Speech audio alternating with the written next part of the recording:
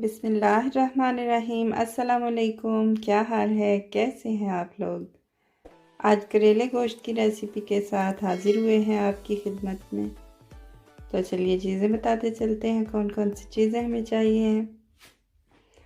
यहाँ पे 1 किलो तकरीबन हमारे पास गोश्त है। गोश्त क्योंकि फ्रीज़ हुआ हुआ था इसलिए उसकी शक्ल ऐसी है।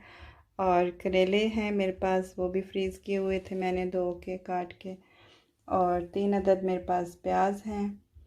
यहाँ पे तकरीबन 1 गट्ठी से ज़्यादा लहसुन है हमारे पास। और 1 अदद टमाटर है। 1 कप ऑयल है। ऑयल मैं यूज़ करूँगी थोड़ा सा उनको फ्राई करने के लिए, इसलिए मैंने ज़्यादा ले रखा है। और इधर 1 टेबलस्पून से कम थोड़ा सा मैंने नमक लिया है, क्योंकि करेलों में भी डालना होता है इसलिए। और यहाँ पे आधा टीस्पून हमारे पास ये हल्दी है। इधर 1 टेबलस्पून हमारे पास लाल मिर्च है।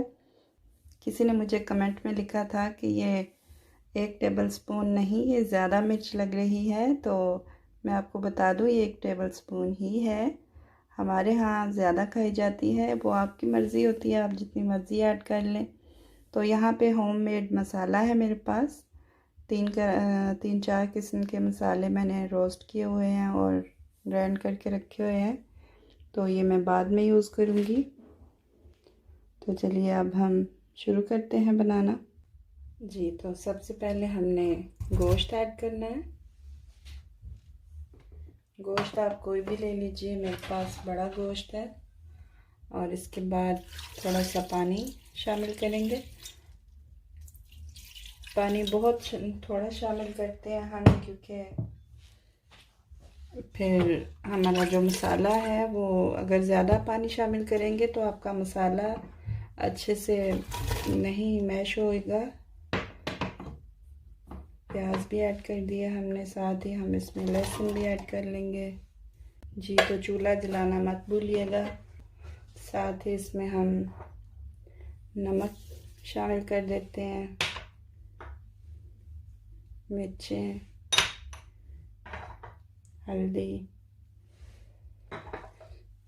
हल्दी थोड़ी सी ज़्यादा शामिल करती हूँ, क्योंकि इससे कलर बहुत अच्छा आता है हमारे जो भी हमारा खाना होता है उसका। अब हम इसको कवर कर देते हैं 15 मिनट के लिए।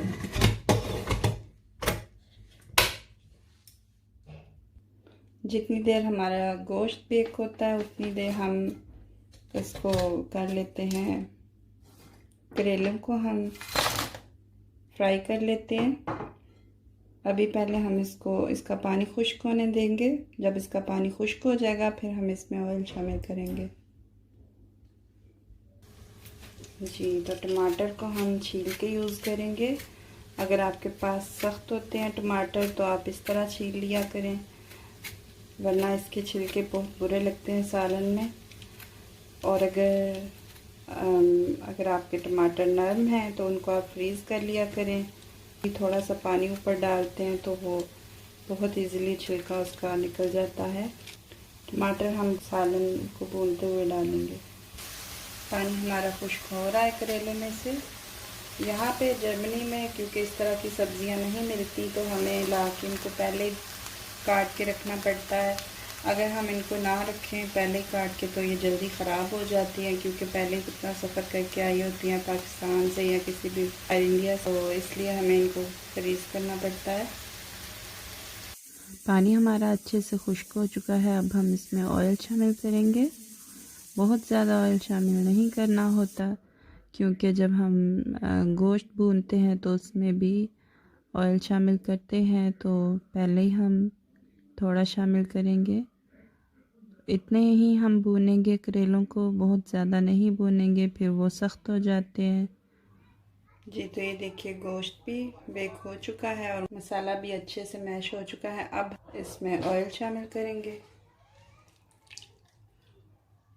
बहुत ज़्यादा शामिल नहीं करेंगे, क्योंकि हमने करेले में भी ऑयल डाला था। साथ ही हम इसमें टमाटर भी ऐड कर देते हैं और इसको अच्छे से भून लेते हैं।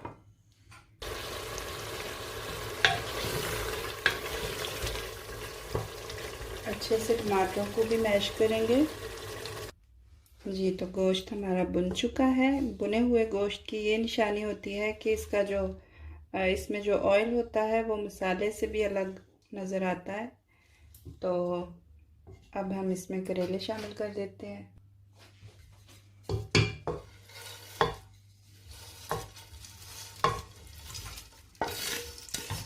अगर आप ज़्यादा ऑयल में फ्राई करते हैं करेले तो फिर वो ज़्यादा खुश्क हो जाते हैं, ज़्यादा हार्ड भी हो जाते हैं। तो थोड़े से ऑयल में अगर आप करेंगे तो बहुत सही रहेगा। अब हम मसाले में करेलों को अच्छे से मिक्स कर देते हैं। साथ ही होममेड मसाला था मेरे पास, वो मैं डाल दूँगी। हल्की आंच पे अब मैं इसको रख दूँगी। तकरीबन 10 मिनट के लिए हमने इसको हल्की आंच में रखना है, फिर हमारे जो करेले गोश्त है वो रेडी हो जाएगा। जी, तो ये रही हमारे करेले गोश्त रेसिपी की फ़ाइनल लुक। अगर आपको हमारी रेसिपीज़ पसंद आती हैं तो हमारे चैनल को सब्सक्राइब कीजिएगा, लाइक कीजिएगा, शेयर कीजिएगा और कमेंट भी ज़रूर कीजिएगा। दुआओं में याद रखिएगा। अल्लाह ताला हम सबको अपने हिफ्ज़-ओ-अमान में रखे। इस कोरोना वायरस जैसी वबा से हम सबको महफूज रखे। हमें इजाज़त दीजिए। खुदा निगहदार।